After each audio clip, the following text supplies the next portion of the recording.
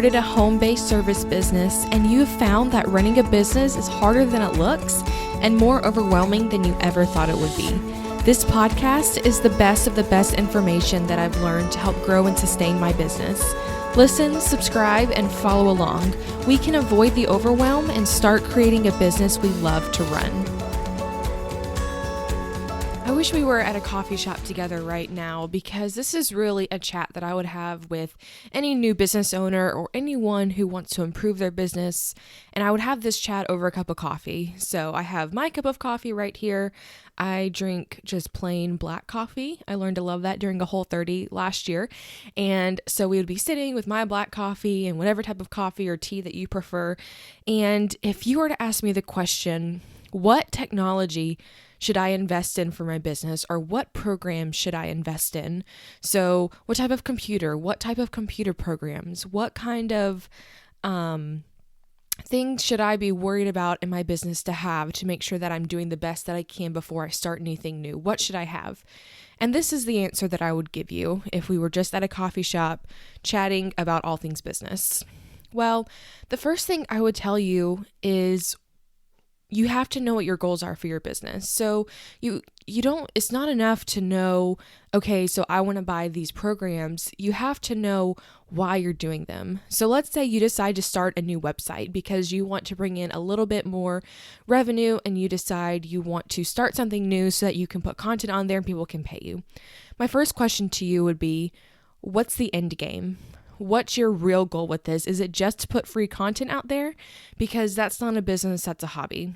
If your goal, though, is to bring in money through sponsored posts, to not have the consumers pay anything, but to make sure that you are providing free content and that advertisers and sponsored posts content are paying you eventually for this, then that's a different conversation for what you need than, okay, so I want to create a membership site eventually for this content.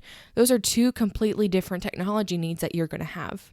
So I would challenge you to ask that first with whatever project that you're going through right now, whether it's wanting to start a new website, whether your end game is to start a podcast, whether you want to have a membership site, whether you want to just do clients face-to-face. Those are all going to create different needs, and not everyone needs the same type of technology in their business for those things.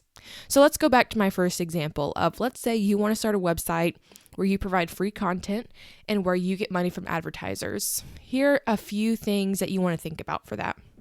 Number one, you probably want to have an email list. So I would say you need to research email providers and find out how you can collect email addresses so that when someone comes to you and says they want to sponsor a post, you can give them some numbers on, I have this many email subscribers, I have this many views on my website, things like that. I would say you need a WordPress.org website, not a .com website, because you can customize it more with .org. I did not know that for the first 2 years in business, and I wish I did. So take a look at that, .org instead of .com for WordPress.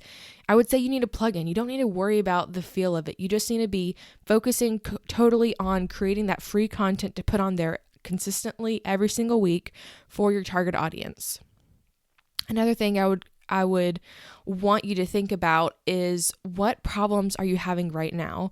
So if you're trying to create a website, what kind of issues are you coming across right now that you want to fix?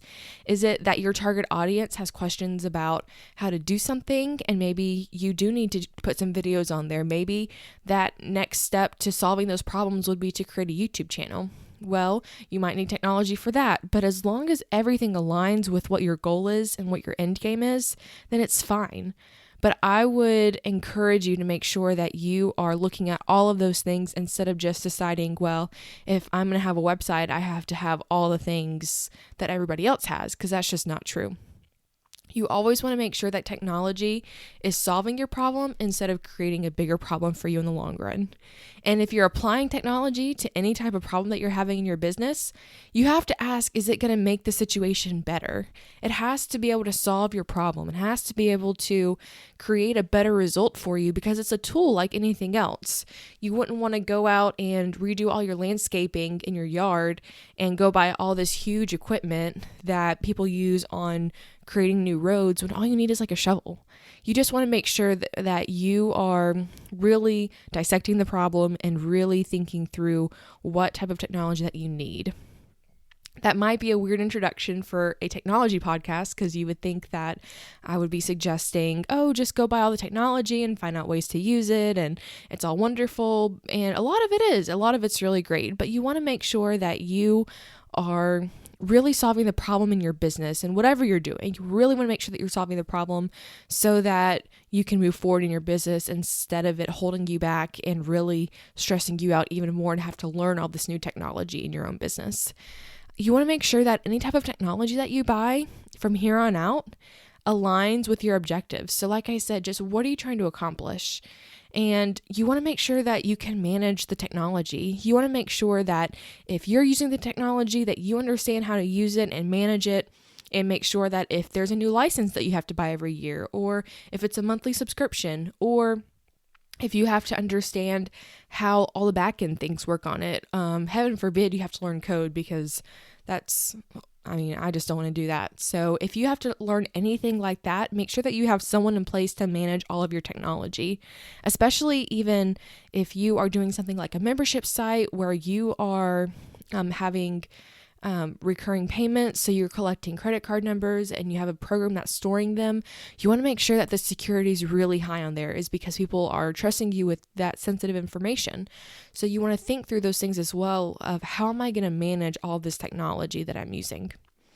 So as we're going through this series, I am so excited because this is an area that I have struggled with for sure.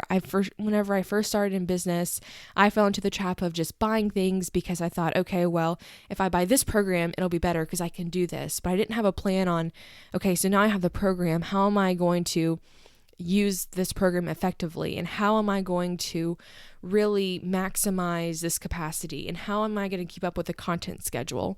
A few years ago, I bought a program called Camtasia, which I still have and I still like. But the problem was I bought it because I thought I was going to have this YouTube channel of all these tutorials, and I put a few out there, but I didn't really have a plan on how I was going to maintain the schedule. I wanted to do something crazy like 5 videos a week, and I just didn't have the capacity to do that. I didn't really understand what type of time commitment that meant.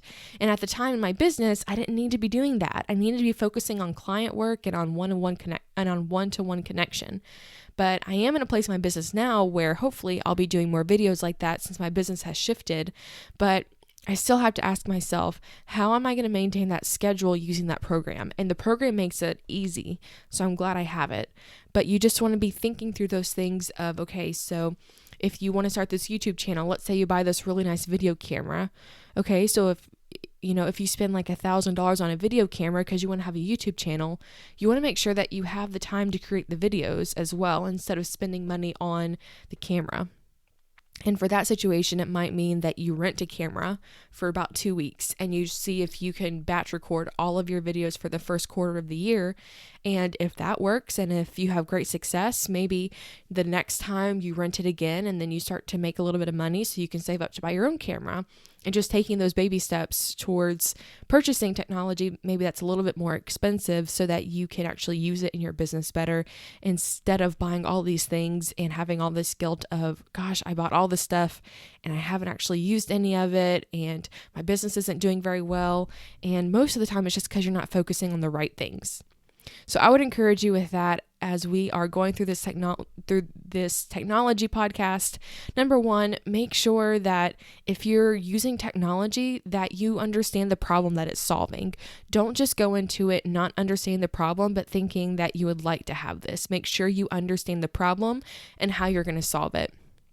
You want to see that it's actually aligning with your organizational goals. So it might be solving a problem of you want a YouTube channel, but if your organizational objective isn't to have a YouTube channel, maybe it's to meet one-on-one, then you don't need it at all. Even though it's solving a problem of you want a YouTube channel, if it's not solving your organization's problem of we need to meet with customers face-to-face more, then I would say don't do that. It's not going to be in your best interest for your business, and you really need to focus on what's working and where you want to be in the next year.